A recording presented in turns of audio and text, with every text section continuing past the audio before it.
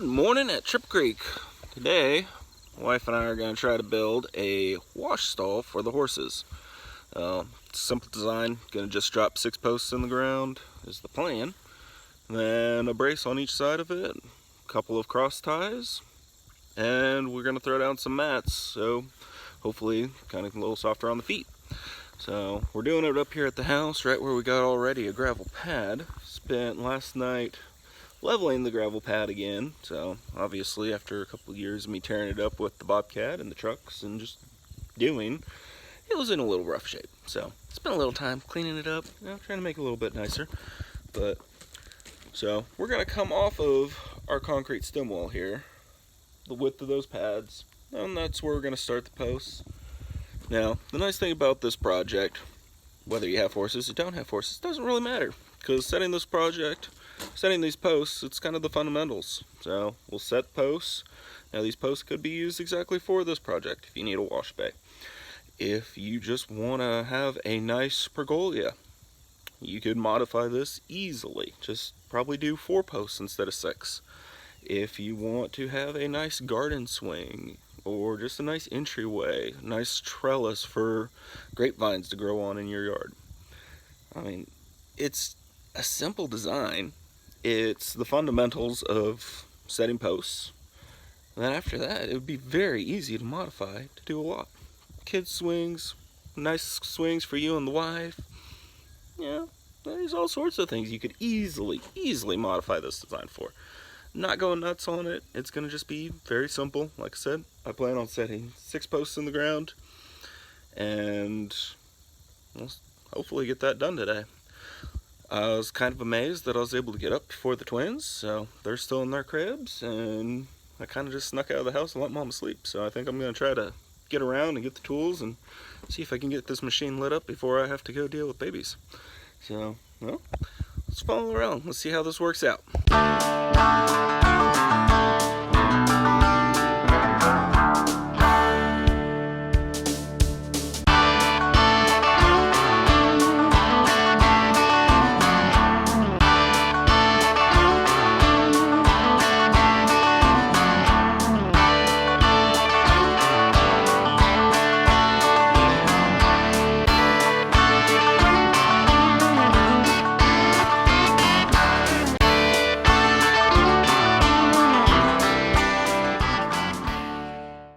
Well, that was a lot of false hope. So when I first started digging this first hole, that bit just went into that clay like butter. Thought that, alright, this is going to be one of the few holes out here at Triple Creek where I'm going to dig it without hitting much rock. But, like it is normally out here, I start getting into rock. So, of course, that 4-foot mark, it's going to be hard to get. I'm going to sit here and probably have to whittle on it a little bit with the rock bar and the handheld post hole diggers. And I'm probably not going to meet that 4-foot mark, which here in central Missouri, it's okay. The frost line out here is considered to be between 30 and 36 inches. So really I only need it 3 feet in the ground. And judging by how deep I was able to get the post hole digger from the Bobcat into the ground, we're about there. I just need to clean up the hole. So if I don't get any more, it'll probably be just fine. But the deeper you get your posts, the more secure they'll be. And the reason the frost line is important, if you set a post and you don't get below that frost line, come winter, come spring, that freezing and thawing effect has a tendency to actually work those posts up. So after about 2 to 4 years, you'll end up having posts that'll come up out of the ground as much as 8 inches, and as soon as they start doing that, then they start waning, they lose their stability, and then you're going to unfortunately have to dig them, pull them out, and reset them. And that is not a fun job. It's very disheartening to reset a post only 2 or 3 years later. And we have hit substantial rock before up in our north lot, and that's exactly what's happened with our corner post. That was the first post I set out here on this farm. Didn't have the Bobcat. That was hard digging by hand. And I got it probably right at that 34 inches. I know I didn't hit 3 feet, but I was really close to 3 feet. And knowing the frost line is right there at that 3-foot mark, I thought, it'll probably be okay. I was very wrong. It was not okay. We've owned this property now, I think this is summer number 4. Moved here summer 1, it's now the end of summer 4.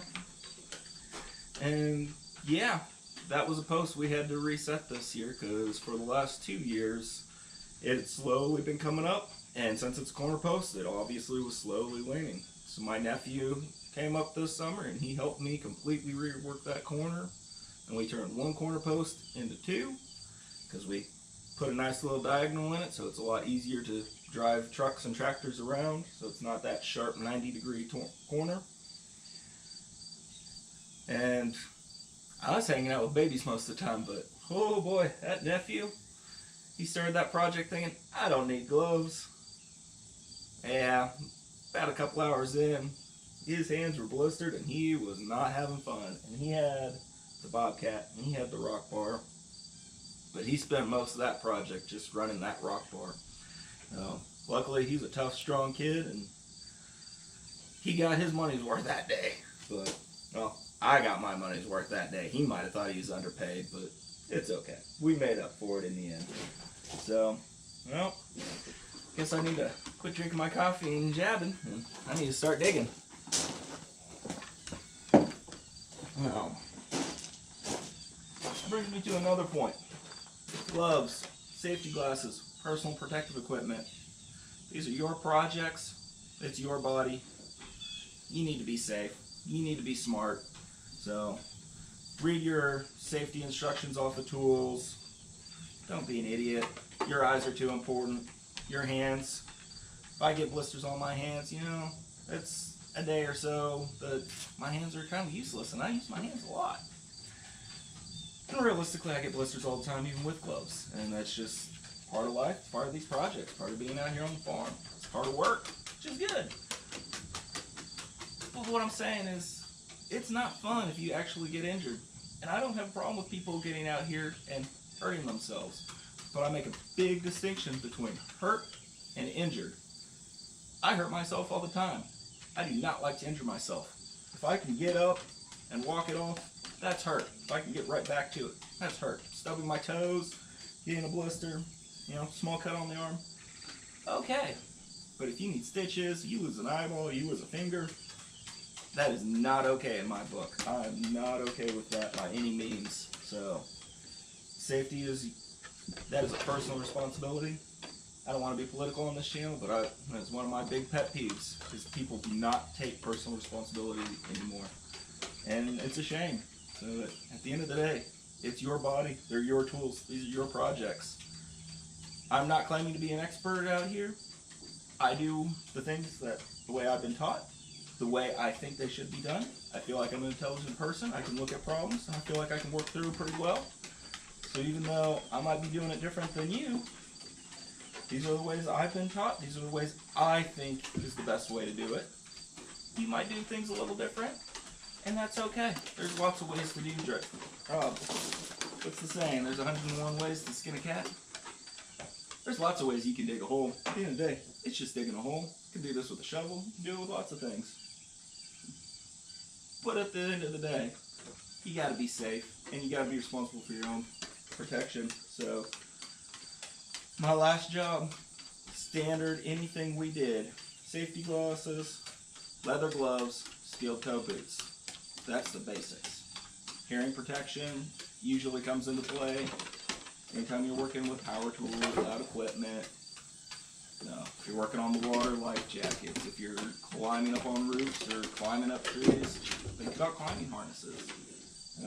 If you're unsure about what you're doing and what the proper safety equipment is, read the manuals of the tools, or I would say go to a real lumber yard, not necessarily the big box stores, but go to some business that truly specializes in what you're doing and ask them. So if you're running a weed eater, go to a real small engine shop and talk to the guys. Hey, I'm getting ready to drop this big old tree in my backyard. I got my chainsaw. What safety equipment do I need?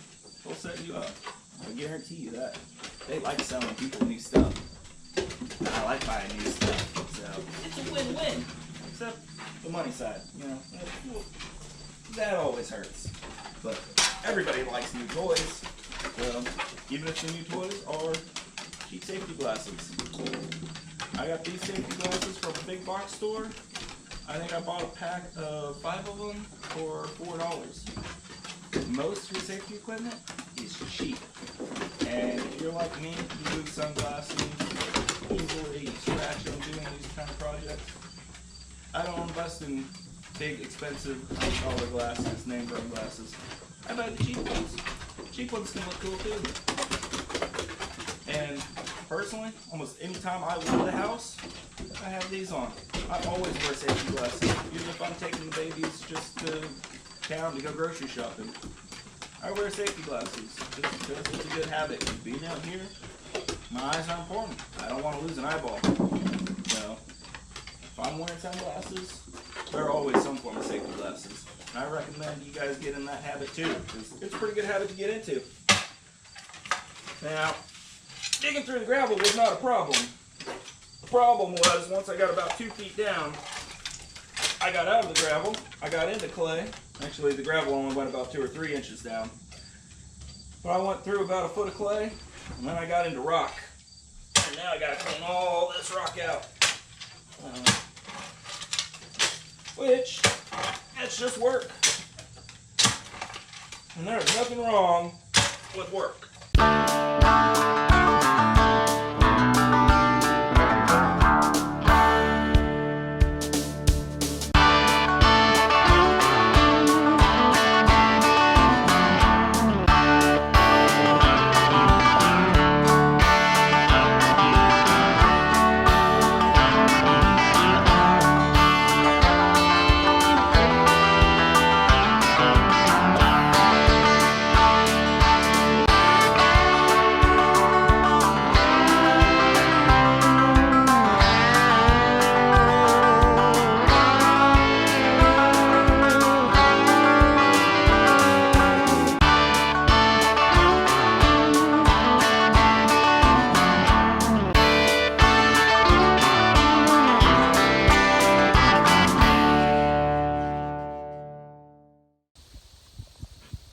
Alright, so that went honestly about as well as I expected it would.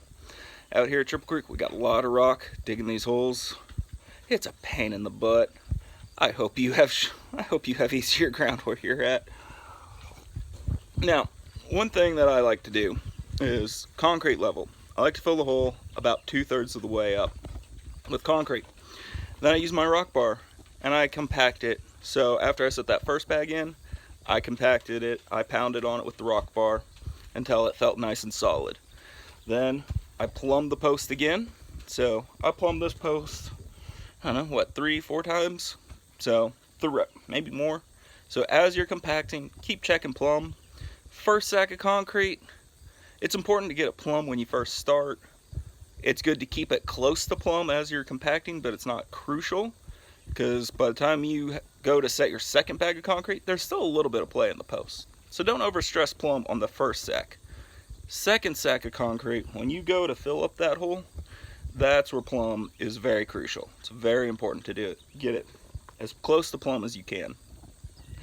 Now once I got my 2 bags of concrete in here, I compacted it. Let me see if I can bring this camera in.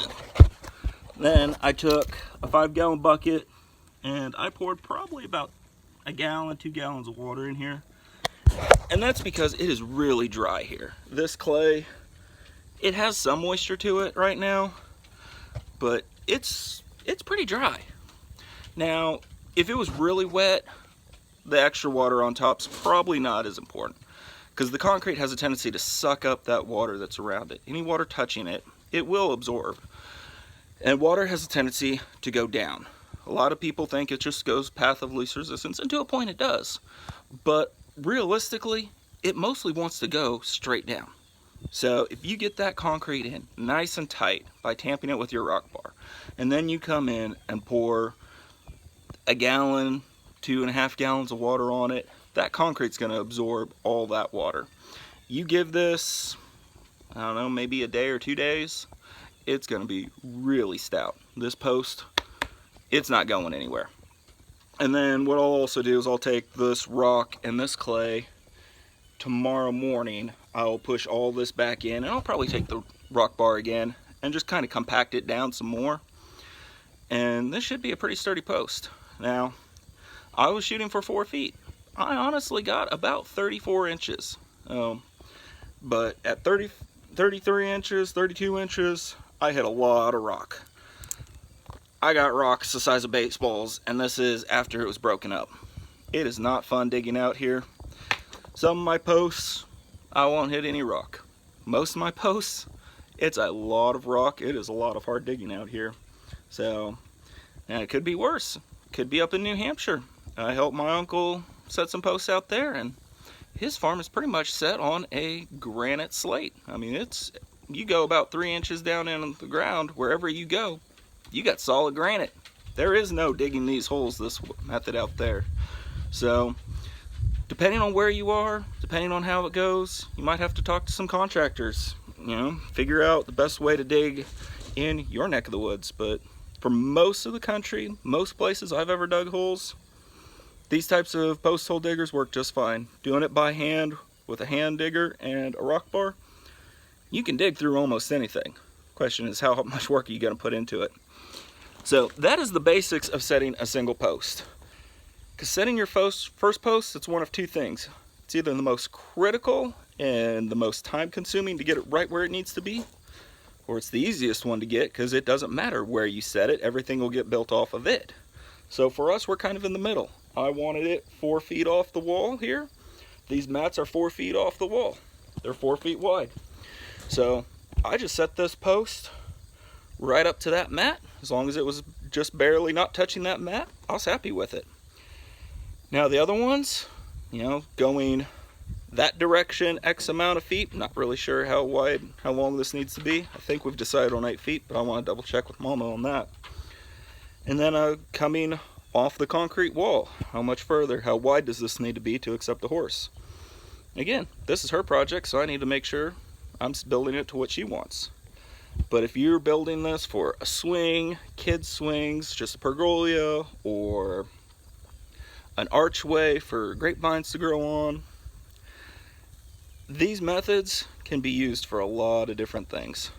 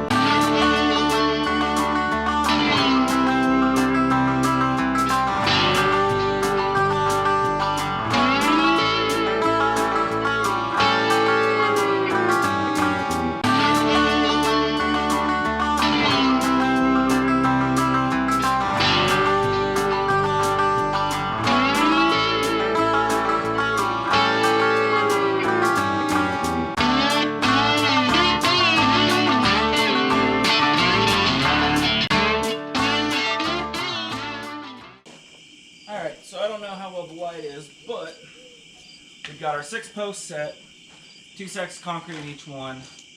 Realistically, only about 30, 34, maybe 36 inches in them. First post, last post, those actually dug pretty well. The other 4, they sucked. So now we're gonna rake up the rock and try to button up for the night. Being 9:30, I'm getting tired. All right, good morning from Triple Creek again. So, as y'all, we worked till about 10 o'clock last night, just trying to get these holes set, or holes dug and posts set. We were able to finally pull it off, although we ran into a lot of rock. I mean, I don't know if I've ever dug through so much rock. It was ridiculous, the amount of rock we had to get through. And honestly, I didn't get through it all. I finally decided that, you know, this project, this might not be a permanent structure. This isn't a building, it's not a barn, it's not a shop. This is a wash bay.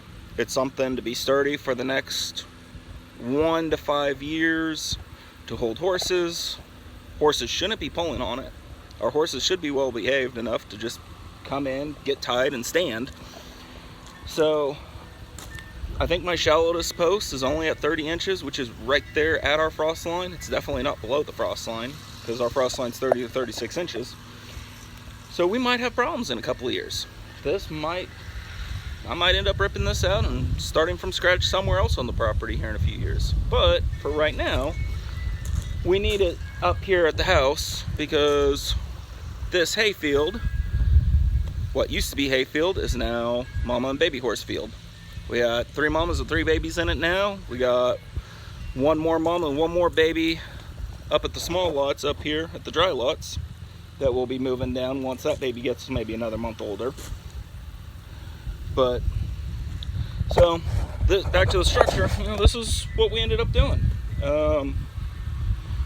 Yeah, because with the amount of rock, it wasn't digging, and I wasn't going to stay out here till 2 o'clock in the morning with a rock bar to get that 36, 48 inches. If you also noticed, I didn't use string lines. So, didn't really see a whole need for them, because again, it's not a building. But these mats, they're 4 feet wide. It's touching the concrete here, and then the posts are touching the mats there. So that consistently kept us 4 feet off the concrete stem wall. And then I attached this board, which is 8 feet long, with 1 tack screw at the bottom in the video earlier. And then I set that post to get my lateral length. And then we just measured out 4 feet to get the center of this post. Then to come off of it, I used a sheetrock square, and it wasn't quite long enough. So I used a sheetrock square and a level to get me that straight line from this post to this post. And actually we started on that end, but once I got that post set, then it was kind of the same process, you know, just kept moving the square down to get me this line out to here. And again, I used this board, it was attached at the bottom, but I used that board to get me my lengths to make sure everything was consistent. If you're building a play set, if you're building a swing or a gazebo, not a gazebo, but maybe a little trellis for grapevines, if you're doing something that squareness truly doesn't matter, I mean, everybody's gonna say keep everything square. Yes, you absolutely should try for that. And yes, I should have spent an extra hour setting up string lines and doing it that method, because that's a very accurate way to do it. But at the end of the day, this is kind of more of a practical farmer. At the end of the day, it's a wash bay for horses. It being square is not going to be the end of the world if I'm a 1/4 inch out of square somewhere. And I am about an inch over 8 feet off, because I did notice that this opening here close to the house is about 1 inch wider than that end over there. It's not gonna matter. I mean, when I go to build the pergola part on top, that's gonna be easily adjusted for. I mean, it's not gonna matter for this project. If this was a barn, if this was a building, if this was almost any substantial project at all, yes, that would definitely come into play, and that would definitely be a problem, and we would have had to spend a lot of time making sure that everything's square. But for this, it's just a wash bay. Now, if this was your project and you were building, say, a garden swing for your wife, you could have gotten away with 4x4 posts versus 6x6s easily. That's normally what I build out of, is 4x4 posts. But I wanted this to be a little stronger, a little herkier, in case a horse did go a little crazy in it. But if you're building almost anything else, I would have gone with 4x4s, and I would have used the 10-inch bit versus the 12-inch bit, because that 12-inch bit removed a lot of material. Didn't realize how much that 2 inches, how much of a difference that was. But yeah, if you're going to modify this for something else, you know, just keep in mind how far apart do these posts need to be. If I was building as a garden swing, I probably would have only done this 2 feet apart from this post to this post. And then instead of being a full 8 feet long, I could have brought this in and probably just done it 6 feet wide. Or you could go, I wouldn't go 10. I'd probably say 8 feet or a smidge less. Keep in mind, what do you want in this space? And then obviously you would not need your middle posts, so you could just get away with saying 4 corner posts, and then you could build your structure on top to suspend swings from. In fact, what we were joking about last night is this board right here towards the outside. I don't know if we're going to actually truly attach this too firmly, because we kind of like the idea of maybe being able to come in here and pull a half dozen screws out and then hang children's swings in these 2 little spaces here. So, and obviously it's just take the swings down and slap this board up whenever mama needs to bring a horse up. But I just wanted to kind of give you guys an update of where we're at. We had a slow leak on the Bobcat's tire last night. It didn't get caught until it was way too late. Halfway through digging, mama noticed that this tire had popped off. So I gently just kind of kept moving the machine around and kept doing the job. And we've now popped that. I've popped all the lug nuts off, and the twins and I are going to run to town and get that fixed. Now, in case you're new to owning a skid steer type machine, if your front tires go flat, you are very lucky, because I love the fact that you could put your pallet forks on or a bucket on, and you can pivot and take the load of the machine and get this bottom, or get the front tires off the ground. So I'm going to go ahead and take both tires into town, because I also noticed that the other side front is a little low, and I hate dealing with flat tires, so I'm just going to take them both into town and get them both fixed. And hopefully this afternoon, if it doesn't rain too much, we're going to start playing with these mats and wrap this project up.